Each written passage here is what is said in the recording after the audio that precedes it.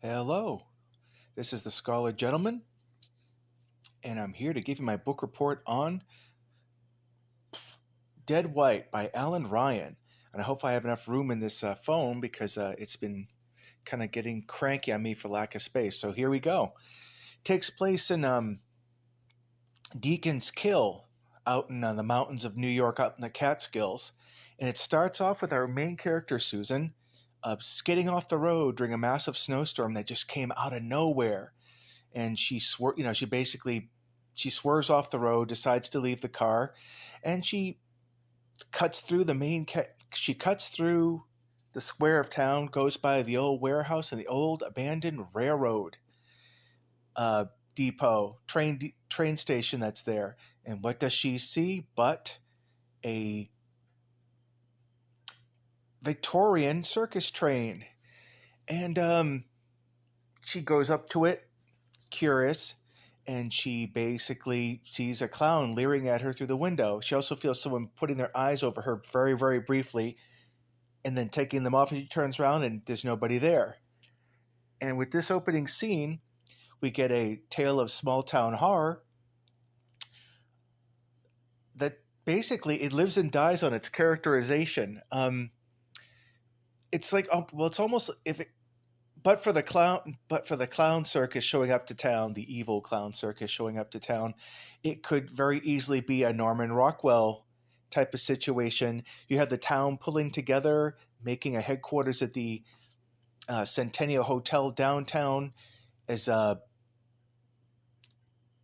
Richie, I don't know his last name, but as Richie basically is stepping into he's a deputy, but he's stepping into the big shoes of the sheriff that's in town who's vacationing. I think it's in Florida. So he kind of has big shoes to fill, and he's just trying to organize how to hunker down and keep everyone safe during this storm. But during the storm, pardon me,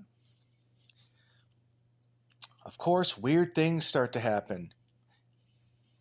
People start seeing like clowns frolicking out in the snow, and eventually Mr. Stokes, the ringmaster, shows up in town and with very, very polished performance poise basically gets on the town's nerves and eventually invites them all to a circus when the snow clears. Now, of course, during this huge snowstorm, people start disappearing, and the tension is ratcheted up. And to be honest, this novel lives or dies on its characterization. You really do believe these people had lives before the novel and have lives after the novel. I really enjoyed it. I mean, it may have ended a little too abruptly, and it might have been a little too skimpy with the Dark Circus's backstory, but it really was a fun read, and I got it off of the Internet Archive after reading about it in Paperbacks from Hell. And it was a really fun read. It took me about 4 days to go through, kind of got me into my Halloween reading mood.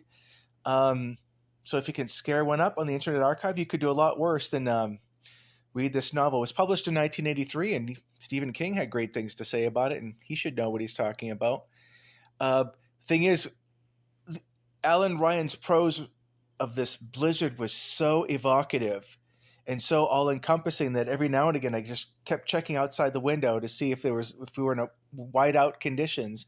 You'd hear some scraping outside. I kept expecting to see someone shoveling out. But yeah, it's a very, very good novel. Get you in the mood for Halloween, if not winter itself. And I would highly recommend it. It's a good yarn, as they say. Cheers from the Scholar Gentleman.